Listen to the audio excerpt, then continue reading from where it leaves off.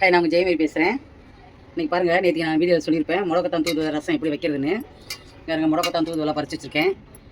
அதுக்குள்ளே மிளகு, சீரகம், பூண்டு, கொஞ்சம் கொத்தமல்லி காம்பு, அதுக்குள்ளே தக்காளி, கொஞ்சம் புளி, இதெல்லாம் அரைச்சிட்டு வந்துட்டு தாளிக்கையில் விட காட்டுறேன். இதெல்லாம் ரசத்துக்குள்ள பொருள்.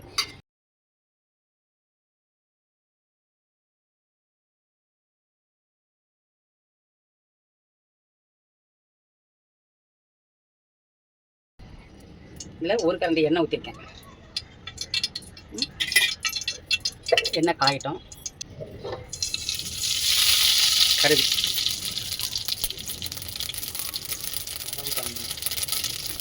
வரமிளகாய் ஒரு 4, இது ஒரு 2 தக்காளி நறுக்கி வச்சிருக்கேன்.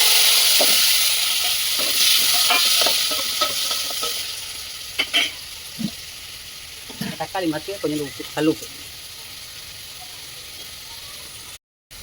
இங்கே வந்து மஞ்சத்தூள்,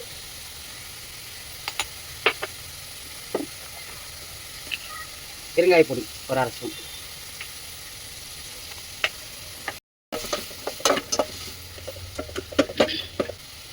உங்கள்கிட்ட காமிச்ச அந்த மசாலாலாம் பாருங்கள், அரைச்சி கொண்டு வந்துட்டேன். நைஸாக அரைச்சிக்கும் பாருங்கள், நைஸாக அரைச்சி கொண்டு வந்துட்டேன்.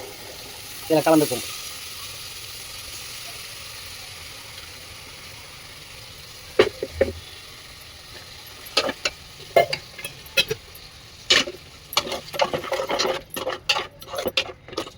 கொஞ்சம் எண்ணெயோட வதங்க, அப்போ அந்த தக்காளிலாம் மசியும், பச்சை வாசனை போகும் கொஞ்சம் நேரம்.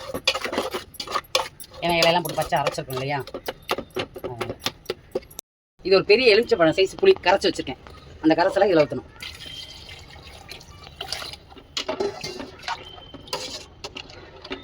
புளி பார்த்துங்க, புளிப்பு உப்புலாம் அவங்க தேவைக்கு தகுந்த மாதிரி பார்த்துக்குங்க. இன்னும் கொஞ்சம் உப்பு போடுறேன், கல் உப்பு. ஏன்னா இதில் புளிப்பெல்லாம் சரியாகணும் பார்த்துக்கிட்டு ஊற்றிங்க. எல்லாம் கரெக்டாக இருக்குது. ரொம்ப புளிப்பு வச்சுட்டா நல்லா இருக்காது. ஏன் பதமான புளிப்பு.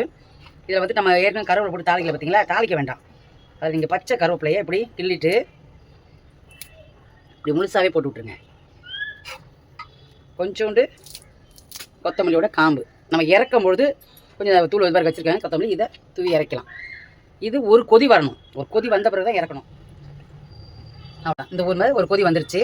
அவ்வளோ அதை முடிச்சுக்கலாம். எடுத்து இறக்கி வச்சுறேன். இறக்கி வச்சுட்டு இந்த மாதிரி அந்த கொத்தமல்லி தூவிட்டு சும்மா ஒரு கொஞ்சம் கை எவ்வளோ கொத்தமல்லி ரசம் எவ்வளோ கொத்தமல்லி நல்லாயிருக்கும் கொத்தமல்லி தூவிட்டு மூடி வச்சுருக்கேன்.